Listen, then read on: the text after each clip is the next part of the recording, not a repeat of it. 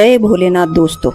आज मैं आप लोगों के लिए लेकर आई हूँ एक बहुत ही महत्वपूर्ण और सुंदर सी कहानी। यह कहानी आज के कलयुग के देवता के रूप में अवतरित भगवान श्री खाटू श्याम जी महाराज की है। इस कहानी के माध्यम से मैं आप लोगों को बताऊंगी कि खाटू श्याम जी महाराज वास्तव में कौन थे और उन्होंने किस तरीके से यह कलयुग में खाटू श्याम नाम पाया, उनके अवतार की क्या कहानी है। तो चलिए दोस्तों, शुरू करती हूँ भगवान खाटू श्याम जी महाराज की ये कहानी। आज से कुछ वर्ष पूर्व तक खाटू श्याम जी महाराज को राजस्थान में ही जाना जाता था, मगर धीरे धीरे महाराज खाटू श्याम जी का इतना प्रचलन हुआ कि यह न केवल भारत में अपितु समूचे विश्व में इनके चमत्कार को देखा जा सकता है। खाटू श्याम जी महाराज का मंदिर रिंगस कस्बे से 18 किलोमीटर दूर श्री खाटू नामक स्थान पर उनका मंदिर है, जहां प्रभु के दर्शन मात्र से जीवन में खुशियां और सुख शांति के भंडार भर जाते हैं। श्री खाटू श्याम जी की पौराणिक प्रचलित पावन कथा मैं आप लोगों को संक्षिप्त में बता रही हूँ। महाभारत युद्ध के लिए कौरव पांडव दल के विशाल शिविर आमने सामने थे। शिविरों में दूसरे दिन शुरू होने वाले युद्ध के लिए हलचल मची हुई थी। युद्ध नीति के अनुसार सूर्यास्त के पश्चात दोनों पक्ष के लोग आपस में मिलजुल सकते थे, अतः धर्म युद्ध के इन शिविरों में सैनिक आपस में मिलजुल कर रह रहे थे। शिविरों के बीच की भूमि वीरों के आवागमन से भरी हुई थी। तभी एक सुसज्जित रथ पर एक तेजस्वी योद्धा आया। पीपल वृक्ष के नीचे अपने रथ को रोक दिया और घोड़ों को खोल करके चरने के लिए छोड़ दिया और सिर त्राण उतार करके अर्थात अपने अस्त्र शस्त्र उतार करके जलपान किया और अपने रथ पर ही विश्राम करने बैठ गया। उसे दोनों दल के वीरों ने घेर लिया और सभी का एक ही प्रश्न था कि आप किसकी ओर से युद्ध करेंगे। किसी भी दल की ओर से नहीं, यह उत्तर उस युवक ने दिया। अभी तो मैं दर्शक बनकर ही आया हूँ, मैं इस महायुद्ध को देखना चाहता हूँ। बाद में मैं उस दल की ओर से युद्ध करूँगा जो पराजित होगा या जिसके साथ कोई अन्याय हुआ होगा। सब विस्मय से यह देख रहे थे और वहां उपस्थित लोगों ने पूछा कि आपकी सेना कहाँ है, क्या वे आपके पीछे आ रही है।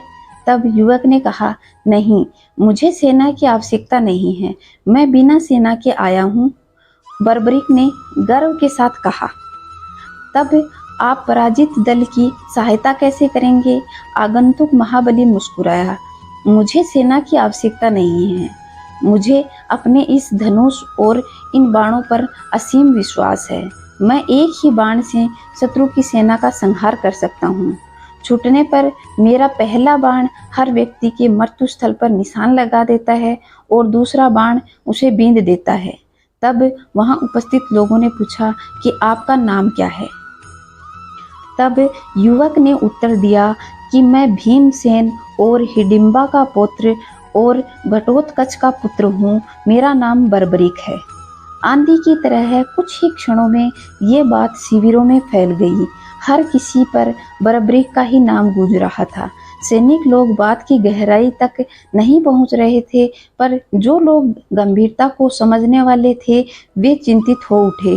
भगवान श्री कृष्ण ने विचार करने लगे कि यदि वास्तव में यह व्यक्ति निर्बल पक्ष का साथ देगा तो कौरव और पांडवों में किसकी विजय होगी, क्योंकि जो पक्ष निर्बल होगा यह उसी की तरफ से लड़ेगा, इसलिए यह तो बिना निर्णय के साथ सारी शत्रुओं का संहार कर देगा। तब श्री कृष्ण ने कहा कि मुझे ही कुछ करना पड़ेगा और वह उठे और बर्बरीक के पास पहुंचे। उन्हें आता देख करके सैनिक गण हट गए। बर्बरीक ने श्री कृष्ण का अभिवादन किया, दोनों में परिचय हुआ।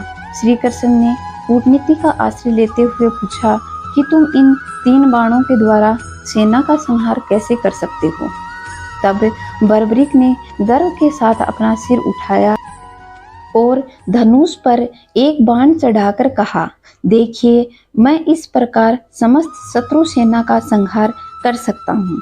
आप इस पीपल के पेड़ को देख रहे हैं, मेरा एक बाण इसके समस्त पत्तों को चीरने में लगा देगा और दूसरा बाण उसे बींध देगा। आप चाहें तो मैं धरती पर बिखरे हुए इन सूखे पत्तों को भी बींध सकता हूँ। श्री कृष्ण यह दृश्य देखने के लिए उत्सुक थे। उन्होंने 2 पत्ते तोड़े और एक पत्ता मुट्ठी में बंद कर लिया और दूसरा पत्ता पांव के नीचे दबा लिया। बर्बरिक ने अभिमंत्रित करके बाण छोड़ा।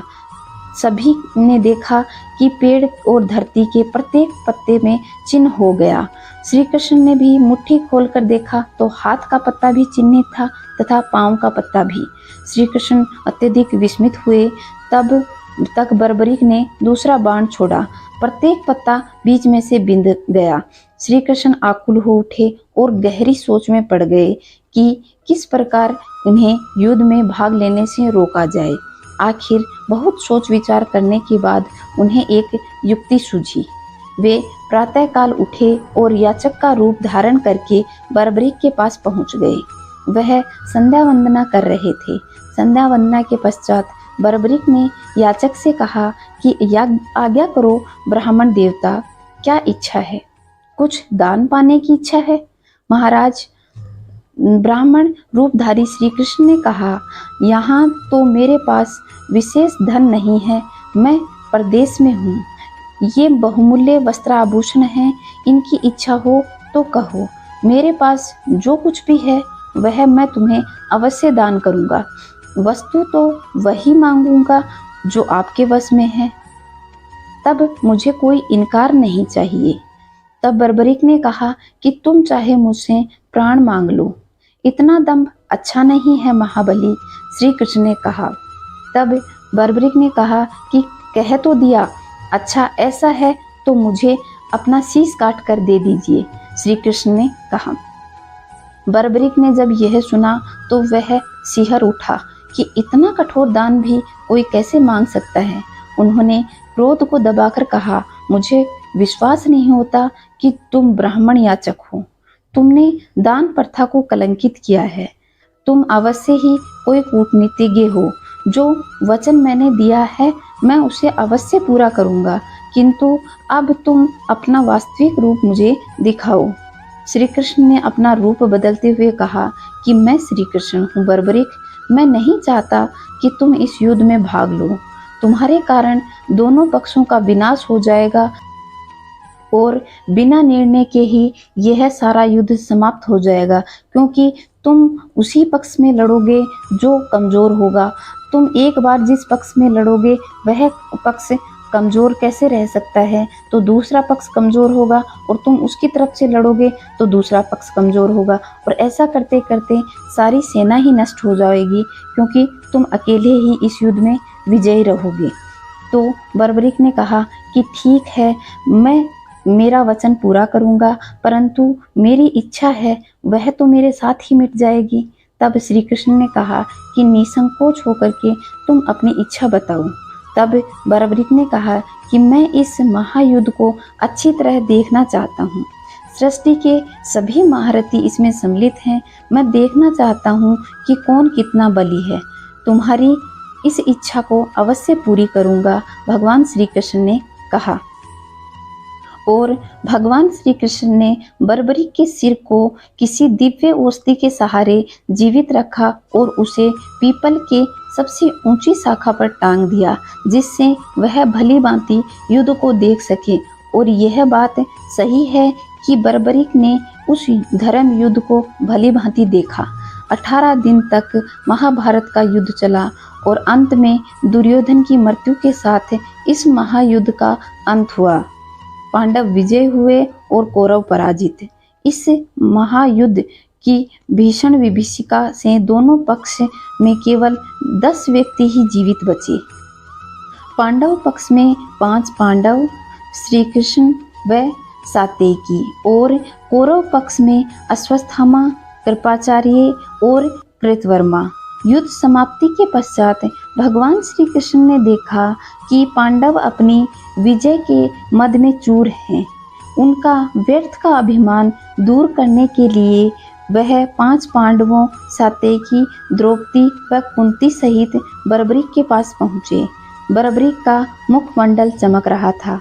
उनने आदर के साथ सत्कार किया और पूछा, कहो कैसे आना हुआ। सभी उनके मुख से भली भांति वीरता की प्रशंसा सुनना चाहते थे।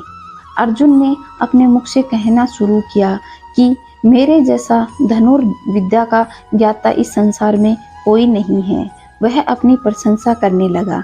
बर्बरीक, तुम्हें क्या लगता है इस युद्ध में तुमने तो भली भांति देखा है कि किसके कारण इस युद्ध में विजय मिली है। अर्जुन ने गर्व से भरकर कहा, तब तुम इस बात को भी मानोगे कि युद्ध तो मेरी बाहुबल से ही जीता गया है, क्योंकि मैं 18 दिन तक गांडीव की टंकार से 10 दिशाओं को गुंजाता रहा हूँ। गांडीव श्री अर्जुन का धनुष था। भीष्म पितामह को मारना कोई हंसी खेल नहीं था, क्योंकि मैंने उन्हें मार गिराया। तब भीष्म पुत्र बर्बरीक व्यंग्य भरी मुस्कान हंसता रहा और कहने लगा कि आप लोग सभी अपने अपनी वीरता मुझे बताइए, मैं अपना निर्णय बाद में सुनाऊंगा। इस तरीके से अर्जुन, सहदेव, नकुल, युधिष्ठिर सब ने अपनी महिमा बताई कि युद्ध हमारी वजह से जीता गया, युद्ध मेरी वजह से जीता गया। तब बर्बरीक मुस्कुराता हुआ श्री कृष्ण की ओर देखा और बोला कि क्यों कृष्ण, तुमने युद्ध नहीं लड़ा। तब कृष्ण मुस्कुराते हुए बोला कि नहीं, मैंने इस युद्ध में मेरी कोई भूमिका नहीं निभाई, क्योंकि मैं तो सारथी था और रथ चला रहा था। तब बर्बरीक ने कुटिल अट्टहास के साथ इतनी जोर से हंसे कि चारों दिशाएं गूंजने लगी और बोले कि अच्छा रहा कृष्ण, तुमने इस युद्ध को नहीं लड़ा, वरना तो इस युद्ध का कुछ और ही नजारा होता। तब सब लोगों ने पूछा कि बर्बरीक, अब तो बताओ कि युद्ध किसकी वजह से जीता गया। तब बर्बरीक ने अट्टहास भरी हंसी हंसते हुए कहा कि इस युद्ध में मुझे तो जीतने वाला श्री कृष्ण ही नजर आ रहा था। इस युद्ध में लड़ा तो कृष्ण, मरा तो कृष्ण, और आज सब इसी में ही समाहित हैं। तो इस युद्ध में श्री कृष्ण की वजह से ही विजय प्राप्त हुई है। श्री कृष्ण की नीति पराजित कैसे हो सकती थी? यदि मुझसे तो पूछते हो तो मैं तो यही कहूँगा कि इस युद्ध के वास्तविक विजेता श्री कृष्ण ही हैं, जिन्होंने अपनी बुद्धि और नीति के सहारे इस युद्ध को जीता है। मुझे तो इस युद्ध में चारों ओर श्री कृष्ण ही कृष्ण नजर आ रहे थे। श्री कृष्ण की नीति की जय हो। यह कह करके बर्बरीक मौन हो गया। इतना सुनकर श्री कृष्ण ने महाबली को खुश होकर के यह वरदान दे दिया कि महाबली बर्बरीक, कलयुग में तुम मेरे नाम से पूजे जाओगे और जो तुम्हें सच्चे मन से दहाएंगे वह मनोवांछित फल पाएंगे। ऐसा वरदान दे करके श्री कृष्ण ने बर्बरीक के सिर को रूपवती नदी में बहा दिया।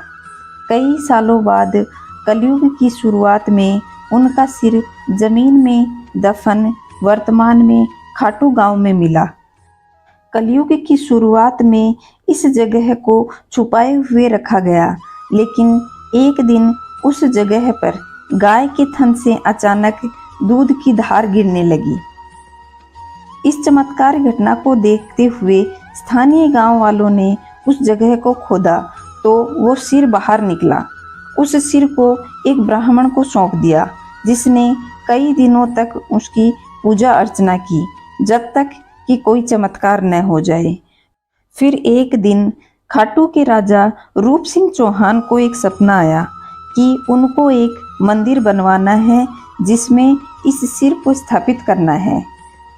तब मंदिर का निर्माण कार्य शुरू किया गया और फाल्गुन मास की शुक्ल पक्ष की एकादशी के दिन उनकी प्रतिमा को स्थापित किया गया और तब से लेकर आज तक बाबा श्याम अपने भक्तों के कष्टों को हरते आए हैं। और आज यह सच जगत विख्यात है कि उस काल के बर्बरीक आज के बाबा श्याम हैं। आज सारा संसार उन्हें शीश के दाने के रूप में पूजता है और जो भी सच्चे मन से उनके शरण खाटू श्याम जी आते हैं, उनके समस्त कार्य प्रभु श्री श्याम पूर्ण करते हैं और उनके जीवन में सदा सुख संपदा और खुशियां भर देते हैं। तो मेरे साथ कहिए, शीश के दानी श्री खाटू श्याम जी महाराज की जय। दोस्तों, मैंने अपनी तरफ से पूरी कोशिश की है कि भगवान श्री खाटू श्याम जी महाराज की यह पावन कथा आप लोगों को सुना सकूं। वैसे तो ऐसे महान योद्धा और महान दानी व्यक्ति की कहानी एक तुच्छ प्राणी के द्वारा कही नहीं जा सकती, लेकिन मैंने बाबा की कृपा से यह आप लोगों तक पहुंचाने की कोशिश करी है। अगर आप लोगों को यह कहानी पसंद आई है तो लाइक, शेयर और सब्सक्राइब जरूर करें और कमेंट में जय श्री खाटू श्याम जी महाराज और भगवान भोलेनाथ का नाम जरूर लिखें। जय भोलेनाथ दोस्तों।